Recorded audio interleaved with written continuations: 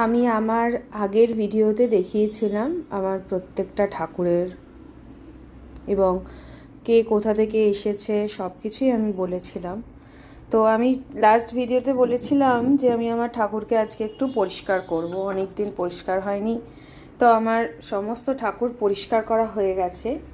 যেহেতু এটা এই রাধারানী এবং কৃষ্ণজি আমার, বা জগন্নাথ, বলরাম,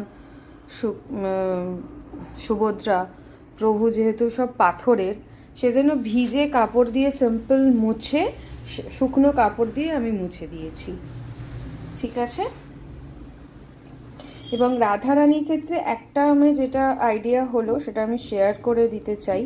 যেহেতু এটা হোয়াইট, তো কোনো লাল কাপড় দিয়ে এটাকে মুছবে না।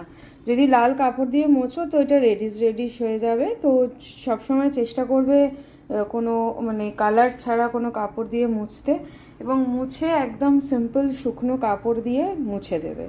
এবং সেম অ্যাজ এগুলোকেও আমি ভিজা কাপড় দিয়ে করেছি, কোনো রকম রং ডিসম্যাচ হয়নি। এটাকেও ভিজে কাপড় দিয়ে করা যায়, কোনো অসুবিধা নেই। এবং এই প্রভুকেও আমি তাই করেছি। এই আমার শিব সব পরিষ্কার আমার হয়ে গেছে। এবার রাধারানী আর কৃষ্ণজির ড্রেস পরানো হবে।